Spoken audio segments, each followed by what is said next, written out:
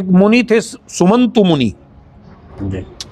सुमंतु मुनि और कृष्ण के पुत्र थे सांब, जाम्बवंती के पुत्र थे कृष्ण और जामवंती के पुत्र थे सांब। तो एक समय दुर्वासा जी को इन्होंने हंसी उड़ाई दुर्वासा जी की, और उन्होंने 2 बार ऐसा किया। 2 बार उनको शाप मिला। एक बार यदुवंश के विनाश का शाप मिला और व्यक्ति एक ही रहा। उसके पीले पीले नेत्र रहे, कृष्ण शरीर रहा, भद्दी सी आकृति रही, मुखाकृति तिरछी मांगी मुखाकृति रही, विकृत उसके नेत्र रहे, नाम दुर्वासा रहा। तो जैसा उनका चलना था, हिलना डुलना था, वो भी ऐसे ही करने लगा।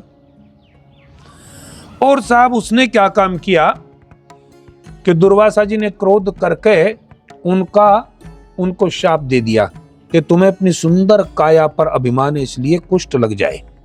कुष्ठ रोग हो गया। अब बड़े प्रयोग हुए साहब। वो तो साक्षात भगवान कृष्ण की संतान थे, कृष्ण के पुत्र थे। अपने पिता से प्रश्न किया, उन्होंने कहा नहीं, योग्य व्यक्ति की शरण में जाना पड़ेगा। मैं भले ही जानता हूं, तब भी इसके लिए तुम्हें एक अच्छे वैद्य के पास, अच्छे योग्य व्यक्ति के पास, अच्छे मुनि के पास जाना पड़ेगा और वहां से ज्ञान अर्जित करना पड़ेगा।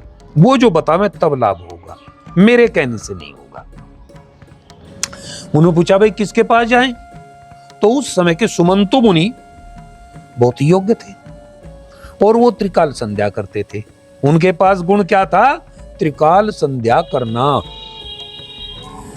तो आपने बहुत जगह देखा होगा, विदेशों में तो ये है, चूंकि हमारे लोग तो हंसी का पर्याय बना लेते हैं, वो सूर्य स्नान करते हुए देखा होगा आपने कहीं। जी जी। दरिया का किनारा हो, दरिया में हलचल होनी चाहिए, सूर्य का प्रकाश दरिया पर पड़े, तरंगे हमारी ओर वो वायु आवे, हमारे शरीर पर विशिष्ट तेल, ब्रह्मी घृत इत्यादि तेल लगा होना चाहिए और वहां सूर्य का स्नान करें तो हमारे बहुत सारे हड्डियों के, मांसपेशियों के और त्वचा के रोग दूर हो जाते हैं जी। और वो विटामिन भी जितनी कमी शरीर के अंदर है और सूर्य से प्राप्त होने वाली डी नामक ऊर्जा इत्यादि भी वो हमें प्राप्त हो जाती है, डी तक हो जाती है। तो उन्होंने वहां सुमंत मुनि से प्रश्न किया कि मेरा कुष्ठ रोग दूर कैसे हो? जी। एक ऋषि का शाप है, ये कैसे हो? तो वहां उन्होंने बताया कि त्रिकाल संध्या करो। जी, ये आपका उत्तर है, त्रिकाल संध्या करो। और वहां उन्होंने नाम बताए 21 नाम लेकर के। ऐसे तो सूर्य के पर्याय 108 नाम सबके हैं, वो विष्णु के भी हैं, ब्रह्मा के भी हैं, अन्य देवी देवताओं के भी, बहुत सारों के हैं, 870 नाम नाय सहस्त्र सबके हैं। परंतु यहां उन्होंने कहा ज्यादा की आवश्यकता नहीं है। सुमंतु मुनि का शब्द था, उनका वचन था कि ज्यादा की आवश्यकता नहीं है। और प्रातःकाल और सायंकालीन, इसमें देखिए कितनी विचित्रता है। जैसे उन्होंने कहा विकर्तन, विपत्तियों को काटने वाला नाम। विवस्वान, भगवान सूर्य का एक नाम विवस्वान, जो प्रकाश का रूप है। मार्तंड, जिसके नाम से पंचांग भी चलता है। भास्कर, रवि, लोक प्रकाशक, श्रीमान, लोक चक्षु। परंतु जैसे ही 9वां नाम आया, उनका नाम हो गया ग्रहेश्वर।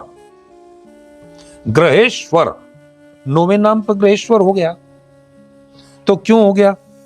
कि 9 ग्रह की शांति हो, और ग्रहों के ईश्वर हैं भगवान, 9 के सूर्य नारायण उनके ईश्वर हैं। जब 9 ग्रहों की रचना किसी पंडित और विद्वान के द्वारा की जाती है, किसी पूजा में, किसी अनुष्ठान में, तो सूर्य सबके बीच में होता है। वो क्यों होता है? वास्तव में सभी ग्रहों को प्रकाशित करने का कार्य भी सूर्य का ही है। जैसे हम प्रातः उदय होने वाले सूर्य के लिए अभ्यर्थना करते हैं, संध्या करते हैं, वंदन करते हैं, अर्घ देते हैं, पूजा करते हैं, यज्ञ करते हैं, उतना ही हमारा आवश्यक है। वहां वो धन्यवाद की श्रेणी में जाएगा।